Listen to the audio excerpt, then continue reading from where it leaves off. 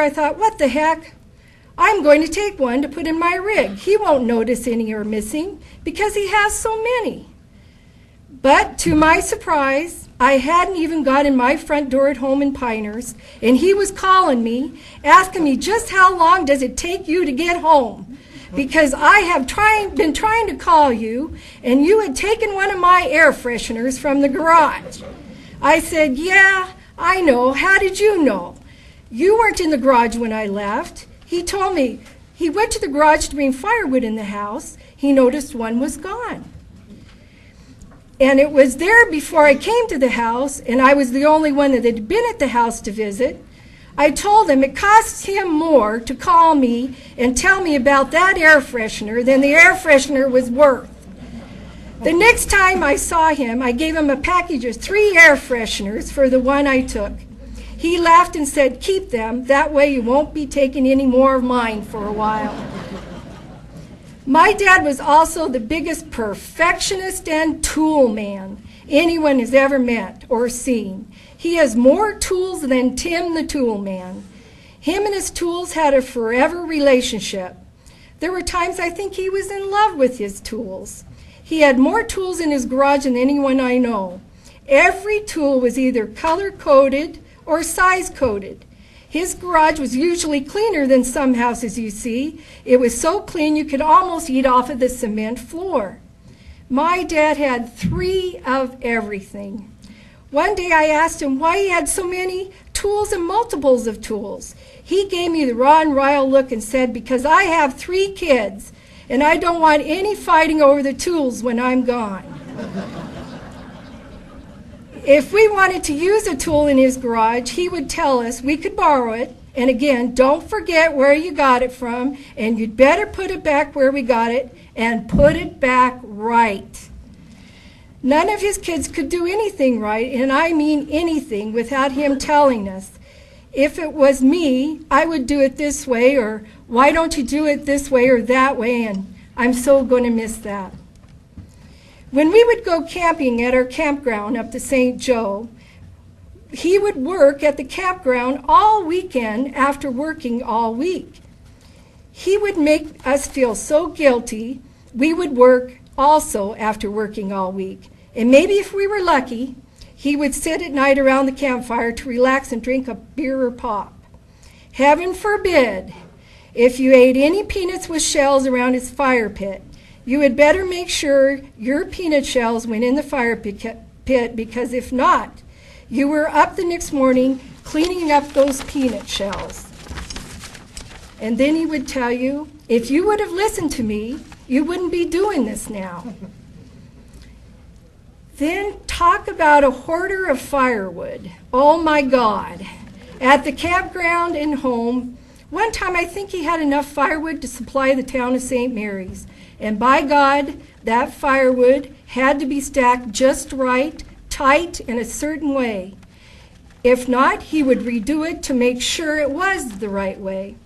His yards were always groomed to the hilt with those shrubs that smelled like cat urine. If you told him his shrubs smelled like cat urine, he would tell you, well, don't stick your nose in the shrubs, then you won't smell it.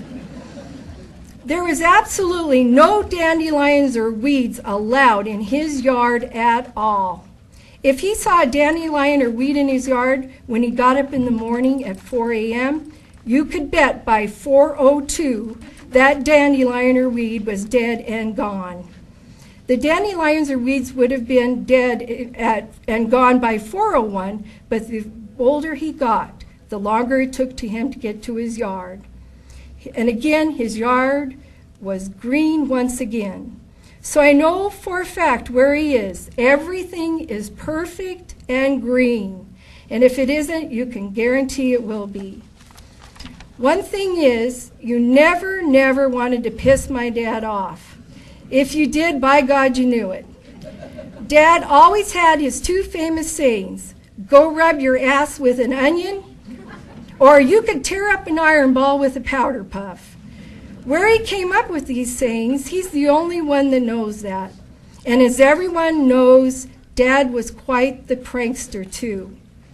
The only thing that makes this a little easier on myself with him being gone is what he told me a couple of weeks ago. He said that Mo and Bechtel are waiting for him. So I am picturing Larry Moe hiring Dad to go saw logs, my Uncle Richard's getting the logs, and Gary Bechtel hauling them to the mill. Then after work, Larry, Gary, and Uncle Richard go to my Grandma Mert's bar for a beer or pop, while Dad is finally sitting on the deck of logs, relaxing with a big chew in his mouth, saying, well, poop, I got another 280 logs today. Tomorrow I'm going for 300 logs. The last thing I want to say is please don't cry. You never cry in front of my dad, because if you did, he would say, no need to cry. What the hell you crying for? Dad, I realize you've been to hell and back the last couple of years, but you're at peace now and in no more pain. And by knowing that, that starts to help us with the healing process. You were the best husband, dad, father-in-law, grandpa, and great-grandpa anyone could have asked for. There isn't anything, and I mean anything, you wouldn't have done for all of us. You were one of the most honest men and respected man and logger I know. You will forever be in our hearts, and we love you. P.S. As his co-workers would say, there is a Ron way, a Ryle way, and a wrong while way, and those are the only three ways that count when you worked with him. And as his daughter, that was so very true. I love and miss you, Dad. Debbie. Now a letter from his granddaughter, Cammie. Grandpa. Well, of course, you're looking down on us right now saying, what the hell you guys crying for? January 27th, 1979, you see me coming into this world, your first and only granddaughter, who was very spoiled by her grandpa. Almost everywhere you and Grandma went, I was there as well. I remember going camping with you in the Floodwood. Any granddaughter would love to bring her Barbie camping, but nope. I brought a toy chainsaw, Tonka truck, dressed in overalls with one of my grandpa's hard hats on my head. That was the Ryle way to camp. I remember when you came to my basketball games, I would look up in the stands, and of course, you were there no matter where I played. One game I played that you came to, I remember I was so upset at one of the team members for hogging the ball the whole game. You told me, tell them to rub their ass with an onion. I never knew what that meant, but now I do. Grandpa, the best memory I have of us is when Mario, you, and I would sit around the fire with our peanuts in hand, and you telling us stories about how you and Grandma met, old logging stories, and how you used to play baseball in Burke.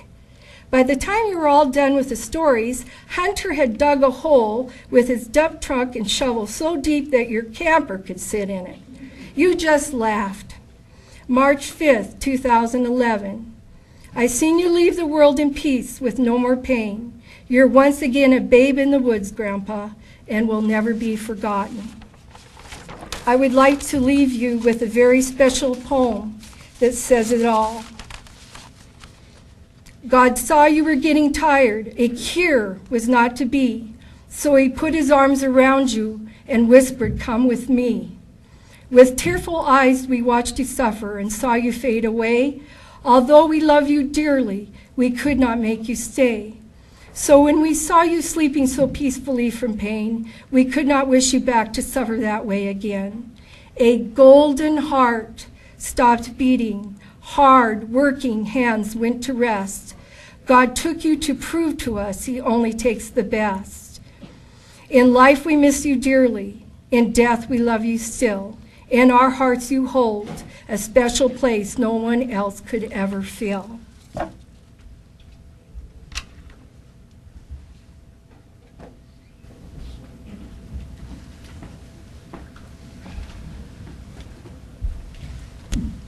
The family has asked if anybody would like to come forward and say a few words about Ron. You're more than welcome to do so.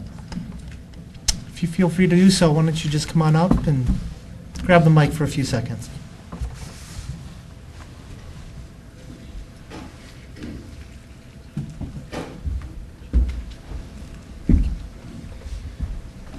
I'm Donovan. I'm the son-in-law from Arizona. And number two, I've been always, Danny's number one. Ever since I met Ron, I've been trying for number one. So he's not here to answer that, but I'm going to put my campaign for number one after this. But my first impression of Ron was at the St. Joe's campground. And I was up there with the family, and I met Serena, and I went up to do the gentleman thing to try to be number one and asked Serena's hand in marriage. Well, of course, I went to the beauty shop first to see Debbie. Debbie's like a truck driver when I asked her. Hey, she goes, "You don't know what you're getting into." I don't give a shit. So, okay. So then I saw Chip at the house down in St. Mary's. They were still living in St. Mary's, and he was very cordial, gave me a hug, and said, "Welcome, be an honor to have you in the family." So then we go up to the campground, and Ron's already up there. It's the first time I'm meeting him, and a couple pickup trucks up there, and cars, the quads and all that. And, and I think it's the next day, and I'm kind of getting antsy about it. And I said, well, Serena's going, "Did you ask him yet? Did you ask him yet?" I said, so I go over to him, and, I could see he was stacking wood or something. He's pretty relaxed. It was hot, and he wanted to get into the shade. And I go, "Hey, you want to sit down and have a beer?" He goes, "Yeah. Let's go over to the rig." And I go, so, I know Chip drives rigs. So I'm from Arizona, and I'm looking, well, maybe Chip brought his 18-wheeler up here. Where in the hell's the rig? So I find out that you guys up here call rigs 18-wheelers. So he goes, "No, sit on my," and so we sit on his rig, which was a S10 Chevy pickup. Okay, that's a rig. Okay, so we bring the tailgate down. And in the back's 2 chainsaws, and all his tools for lumbering and logging and all that. And I start sitting down, and I cordially tell him I was sitting down, and I would love to take your daughter's hand in marriage. And immediately he goes, "You better not be thumping her." And here I thought, so here, knowing the rig terminology, I thought that was something sexual. So I said, "No, I'm the 50-year-old virgin."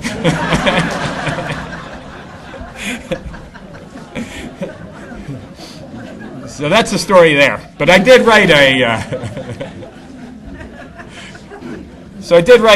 little poem for him. And it's called "The Spirit of Ron. He's Home." As the first snow of the heavenly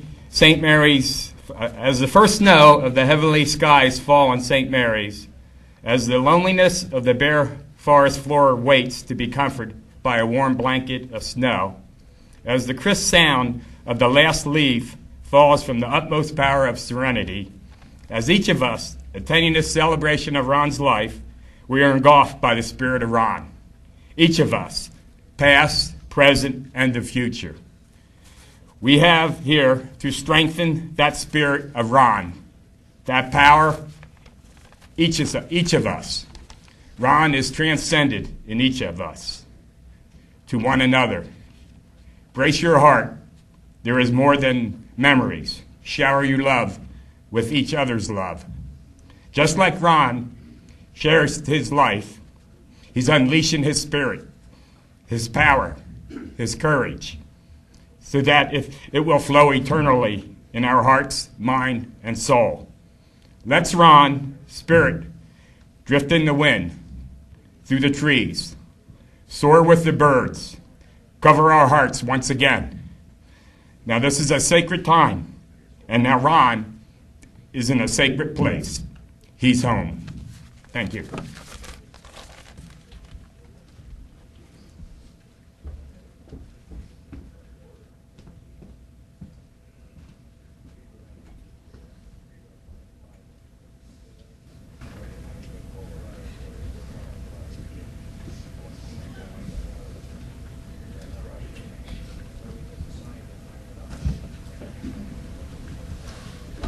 Anybody else?